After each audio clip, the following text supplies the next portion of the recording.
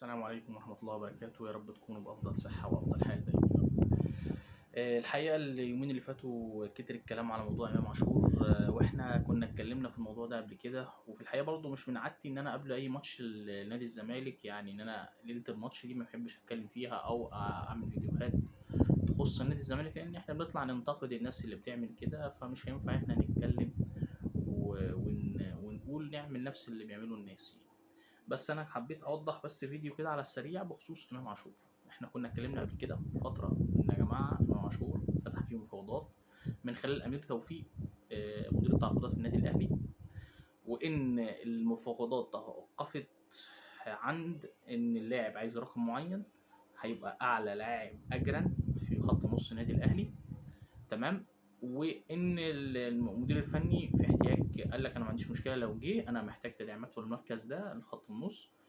بس المفاوضات توقفت بعد ماتش بيراميدز مباشرة. ليه بقى؟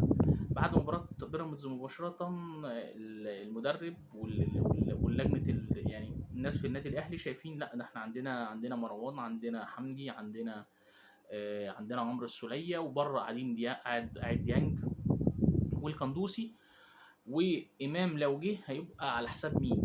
فهي دي الفكرة، وإمام مش هينفع يقعد احتياطي يقول لك لا أنا عايز ألعب وعايز أشارك وعاوز. طيب المفاوضات توقفت من فترة، رجعت الكلام اتفتح تاني الفترة اللي فاتت دي. تمام. الفترة اللي فاتت دي الكلام رجع تاني ليه؟ في اتجاه في النادي الأهلي إن في اتنين لعيبة في خط النص احتمال يمشوا. مش هقول اسمائهم، مش هقول مين عشان ما حدش يطلع يقول لي انت بتقول الاخبار مش عارف ايه. وموضوع قصه النادي الاهلي دي ما تخصناش، احنا هنا بنتكلم عن نادي الزمالك واللي يخص نادي الزمالك. تمام. فالموضوع اتفتح في الايام اللي فاتت. تمام. امام عاشور قلبها في دماغه كده وقال لك طب ما ارجع على الزمالك، فرصتي ان انا العب واشارك اساسي هتبقى افضل والدنيا هتبقى احسن يعني. كلم الناس في نادي الزمالك عشان هو يرجع. بصوا المعلومه دي من مصادر مقربه من امام عاشور.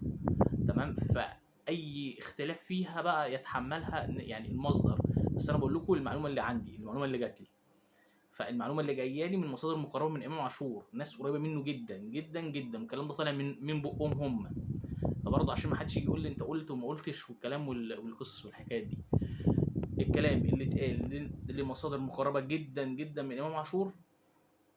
تمام. ان هو كلم الناس في نادي الزمالك وقال لهم انا عايز ارجع.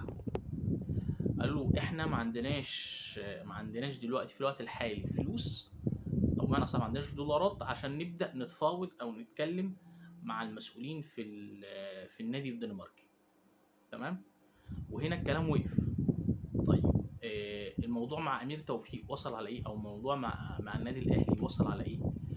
موضوع مع النادي الاهلي متوقف على اللي انا بقول لكم عليه، ان في اتنين لعيبه هيمشوا، فالاتنين لعيبه دول ستاند باي. امام عاشور ستاند باي ليهم، لو في حد من الاتنين اتحرك من النادي او جاله عرض وهيمشي هيبقى امام عاشور البديل ليه. تمام كده خلصنا قصه النادي الاهلي. قصه النادي الزمالك انا برضو شرحتها، هو قلتها، هو كلم مسؤولين في نادي الزمالك وقال له في الوقت الحالي مفيش سيوله ان احنا نتفاوض مع حد، مفيش سيوله ان احنا نكلم حد في النادي عندك الدنمارك ان احنا ننفذ ديل معاه. ولو هينفذ مش هينفذ دلوقتي كده كده لان مفيش موسم انتقالات دلوقتي. اللعيب بشتى الطرق دلوقتي بيحاول مع وكيل اعماله احمد يحيى ويحيى علي ان هم يشوفوا له عرض. لو النادي الاهلي او الزمالك مش هيبقوا متوفرين ليه، في بعض الناس يعني في كلام اتقال في ان نادي بيراميدز دخل في الصفقه، بس انا مش عندي المعلومه برضو، يعني في كلام انا سمعته ان نادي بيراميدز دخل في الصفقه، بس يا جماعه حتى الان انا ما اقدرش اكد المعلومه دي. في نفس الوقت برضو ان النادي بيراميدز يعني هم عاملين يقولوا ان هم يصفوا النشاط. طب هيصفوا النشاط ازاي ويشتروا لعيبه؟ برضو الدنيا مش واضحه معايا في نادي بيراميدز. بس اللي اقدر اقوله لكم ان بيتم تسويقه في الخليج، وتحديدا الدوري السعودي.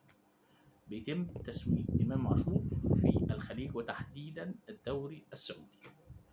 ده الملخص بتاع قصه امام عاشور، ومش حابب يعني ايه ان احنا نتكلم فيه تاني، بس حبيت اوضح بس الكام نقطه دول. ولكم حريه يعني التعليق وحريه يعني التقييم للموضوع كله بشكل عام. بشكركم جدا، وان شاء الله نتقابل بكره بعد ماتش الزمالك وسيراميكا. هنتكلم عن شويه نقط فنيه كده في التشكيل والخطط اللعب. وزيزو ان شاء الله النهارده يعني خلاص التقرير الفني ليه ان هو خلاص في القايمه. قصه بقى ان هو يشارك من عدمه، القرار ده لاوسيريو. وانا افضل ان هو ما يشاركش. يعني انا كعمر افضل ان هو ما يشاركش عشان احنا محتاجينه في ماتش الاهلي والماتشات الجايه. مش ماتش الاهلي بس عشان نبقوا فاهمين برضه، بس ماتش الاهلي مترتب عليه ماتشات، مش هو الفيصل يعني، في ماتشات تانية مش عايز اللعيب ينزل مصاب يغيب 3 4 ماتشات. بشكركم جدا وان شاء الله نتقابل بكره على الف خير.